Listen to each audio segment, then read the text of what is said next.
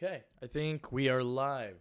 All right, guys, what's going on? Welcome to another video. So this is lesson 2 in the stock trading chart, the stock trading lesson plan that I set up.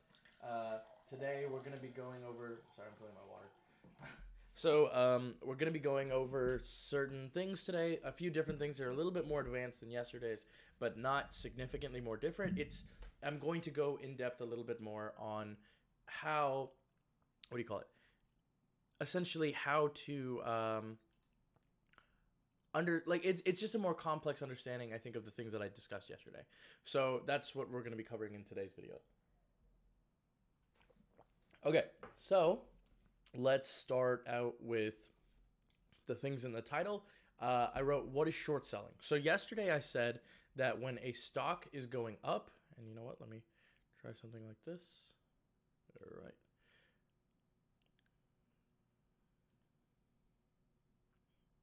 I'm trying to find the, oh wait, it's not this, it's this. Okay, the drawing mode. So, I think this will be a little bit helpful because you can tell from the perspective of the chart. So, now, what I said yesterday was, or in my previous video, which I think was yesterday, was if you are trying to make money in the stock going up, you're gonna do something called going long, which is essentially where you purchase shares at certain prices. So, for example, this one is close to around what 1760 or so. So that means if you were to purchase stock right here, you would purchase them for about $1760 a share. Okay, and then once you kind of hit this high, which is kind of unlikely, but that you're going to be able to sell it all the way up there, but you will be able to get kind of close. So, for example, this area right here is 1800. So let's say you were able to sell for 1800. All right. So if you were to do that, then the difference you make is on the money, as on the amount that the price of the stock goes up. Obviously. So this is like buying a phone for $100 and then selling it for $200. So you made $100 profit, but you bought that for $100. So that's the initial amount that you put up is called your it's not your collateral, actually. It's called your exposure. So that, I think, is a good way of just kind of viewing it. So that's how much you are exposed by, because if it goes down, for example, then you can lose some money. So that's the idea. So and so the same thing applies. So, for example, if you had bought this stock here and then you rode it all the way to here, at this point the price is about 1730. So at 1730, you would have lost about $30 on each share that you bought. So if you bought 100, you would have, or if you bought 10, let's say, you would have lost $300. And if you had, and the reverse is true here. So if this kept going up and you had bought 10, you would have made $400. So the math is simple. It's 40 times the number of shares that you bought, not 100. You made $400, and that's your profit on this amount. But your exposure on this amount, to buy a single share cost you $1760. You had 10 of those, so which means the total amount that it cost you to buy that stock cost you $17,600. So it cost you $17,000 to make $400. Now, there's a certain principle in stocks, and it's where you base what you're paying for stocks on. It's basically the percentage of gain, as opposed to, you're going for percentages. I think in the long term it's smarter to think in terms of percentages, not actual cash. So if you have $100,000 in something and you made $1,000, I mean, that is good, but that means you only made 1%. And 1% in a single day is obviously a lot. That's something you have to understand, is that stocks themselves are not huge movers in a short term. They're very capable of doing so, and I'll show you what I mean on exactly this chart. If you take a look over to this right side candle, there's a big one. Just ignore my mouse for a second. This candle right here, this thing had a huge percent gain. This is probably one of the bigger ones. And so here, if you had purchased it here and then here, sold it there, you could have made a fairly decent amount on the exchange. And so that's what that is. Now, there's another concept that's called short selling. So I'm going to talk about that one right now.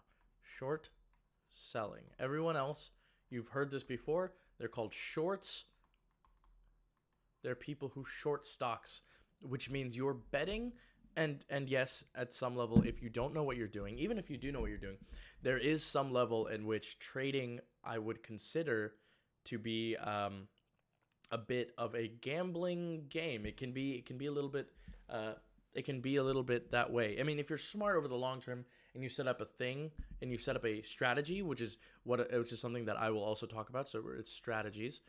I don't know why I'm writing it, but here we are. I don't think I properly spelled it. But strategies are extremely important when it comes to buying and selling stocks, because your point is not to get this gain one time from here to here and call it a day. Your purpose is to consistently catch some of these uptrends. So, for example, you catch a little bit of this, a little bit of this, a little bit of this, maybe this, some of this, but not the whole thing, and some of that. If you do these over a long term, you will be profitable. That is the point. Your point is to stay solvent and profitable. Now I'm going to get into the whole idea of short selling. So now the concept is also fairly similar. The price of the stock of Amazon right here is $1820, right? So $1,820. The price of the stock here is closer to $1740, which is, I put the comma in the wrong place. There we go. So, for example, if you were to purchase the stock here, if you were to short the stock here and sell the stock here, or buy, okay, so the way shorting goes is essentially opposite to stocks. So, for example, when you buy it here, and then you sell it here when you made money. The reverse is true when you're going for short. So instead, what you're actually doing is you're selling it at this price, and then you are buying it back at this price. That's what short selling is. So, for example, if you were to sell it at $18.20, then you would have paid $1,820 on it, and then you were selling it for $1,740. The net change over that is $80. So if you had bought a share here and sold the share on the way down, or bought all right, sorry about that. I mix those up again.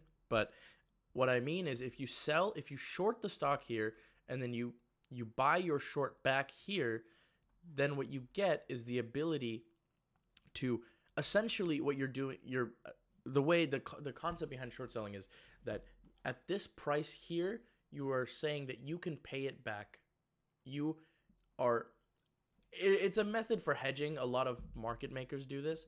It's just giving you the ability to go against the longs at that time, and it also gives you the ability to you're essentially paying something back by borrowing something at a specific price, and so you get paid for that price. So, for example, a broker will have a stock like Amazon, for example, and so for example, Amazon will have a certain number of shares that are ready to be borrowed.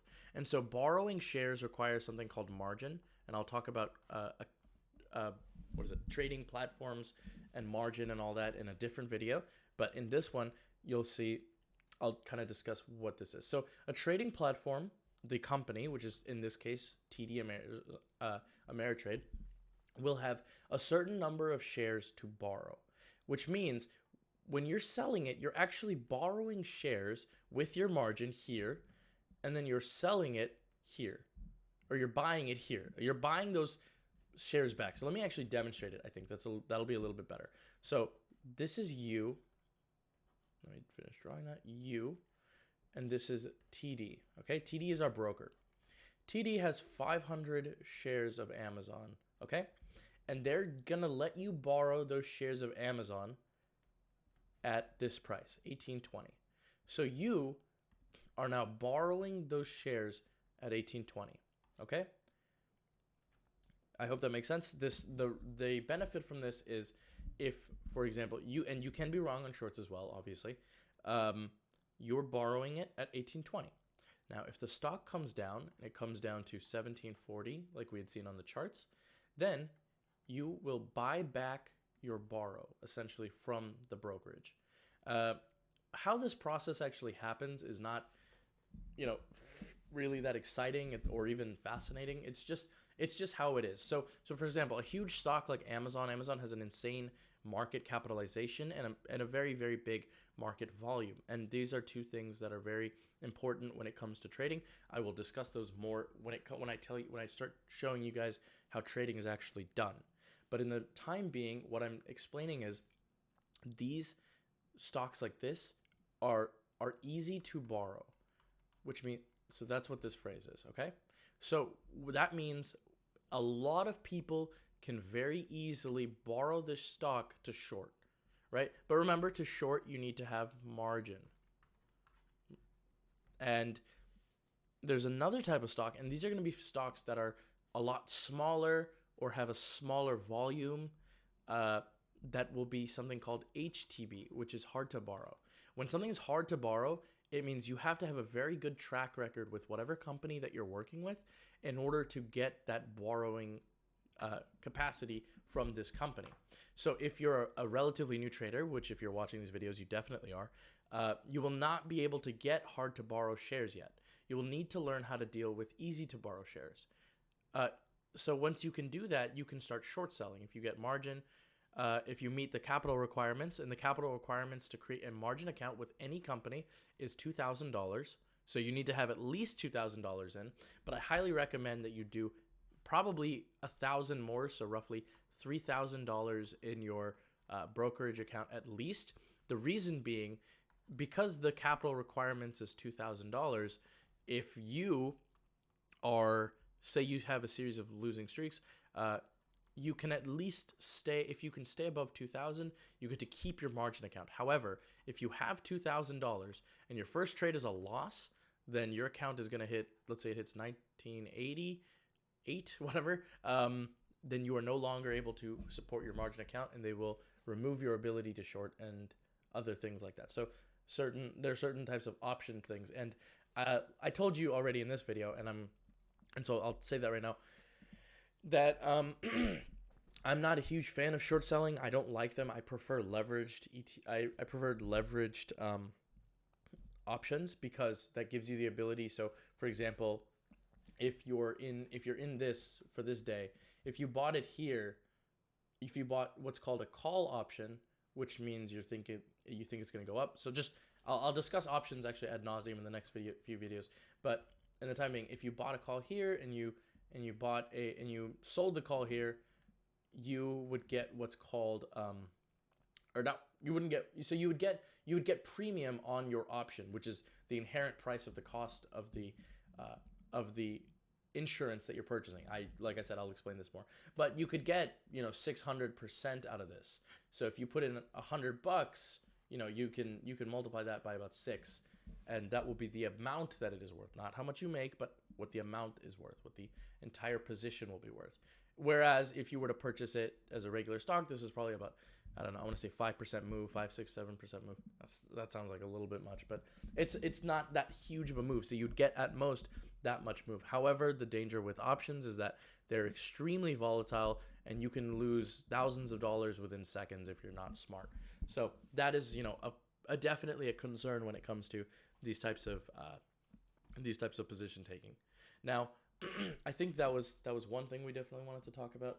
Another thing I think I wanted to mention was trading lingo, for example. So shorting means you're going against the stock. Longing means you're going to buy the shares of the stock. So that's for example one element there. And when you're trading these, you'll probably notice that I have some lines here. These lines are these longer, straighter lines are called SMAs, and the shorter lines are called EMAs. So an SMA is a straight line that takes the average over a certain amount of time. So for example, if you look at this here, this line right here kind of describes the movement of the stock over the longer term. So that's an SMA. It's linear, and it follows. It takes a linear regression of how these charts are moving, and it calculates them into drawing a trend line. This shorter SMA right here is dependent on a more shorter time span. So this one is over the last 50 days, which means it's a lot tighter when it churns. And then this one is over the 200 days. So this over the course of 200 days, it describes that trend a lot more accurately. So that is one element of it that I think is pretty important to understand.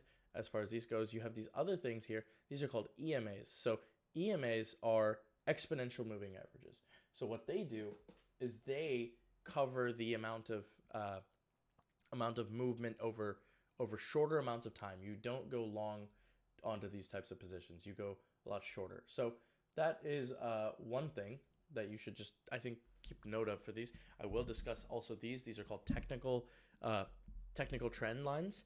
I will discuss them later. And there's another concept I'd like to introduce in this video, which is a market maker. Now, this is something I highly underestimated when I first started out on this thing. It mostly applies to people who are taking on fairly big accounts, bigger amounts of money.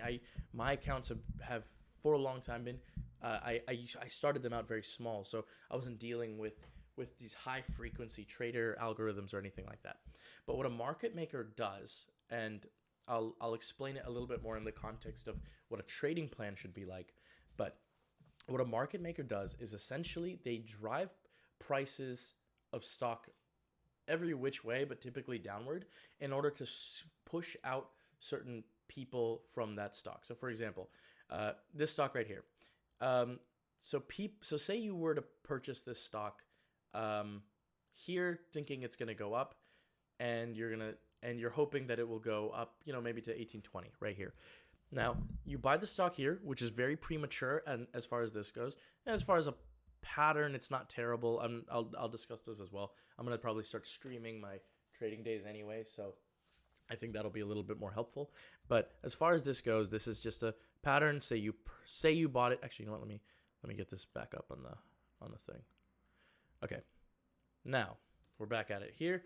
So say you bought it right here thinking that the stock was going to go up. Unfortunately, it did not go up again, but you have something called a stop loss, which is an automatic place for you to sell out of your position. This is something you would enter into the program. So for example, you say, okay, I want to buy the stock at 1820. Okay. And if it goes too low, say 1740, which is a huge drop, that's a terrible idea of a terrible place to put a stock. But you say, all right, my stop loss is here, 1740.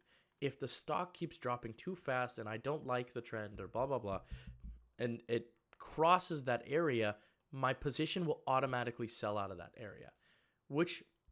This is something that a group of people, there's not a single group, it's companies typically that have tons and tons of money. They can tank and drive stock prices up by small amounts, not like huge. They can't make this happen, but they can make, maybe a few bucks or something like that change a price change in the stock. So we purchased it here, and based on this area, you have set up your stop loss. Now, what ends up happening is, let's say hypothetically, this is a daily stock chart, so it's very unlikely that a market maker is controlling this. It's almost impossible because the cap of the stock is just too much. If the stock plummets down below, and this is what happens, a lot of people set their stop losses in roughly the same place. So you put it here, it crosses, and then you're sold out of your position. And then all of a sudden the thing skyrockets. That typically you will see happens because of these guys, market makers. They're very quick and they're very savvy about this. This is their job. They're trying to control the way these happen. They're trying to pull you out of their positions. They're the ones who create positions, such as these options, right? They're the ones who are, so to buy these positions, someone needs to sell them. So they're the ones who typically create all of these positions. And that is all done by market makers. So it is important to keep them in mind. Do not underestimate them, but don't also, get freaked out by them. You are being played against someone, but they're not targeting specifically you. So if you have proper plans established and things like that, then you should not be having any issues. I think that is all that I'm going to do for this video. Thank you guys for watching. I hope you guys liked it. I will make another video sometime soon, hopefully. And I'll keep this trend going. I'm actually enjoying doing this little course thing. It's helping me a lot. So yeah, thank you guys for listening, and I'll see you guys next time.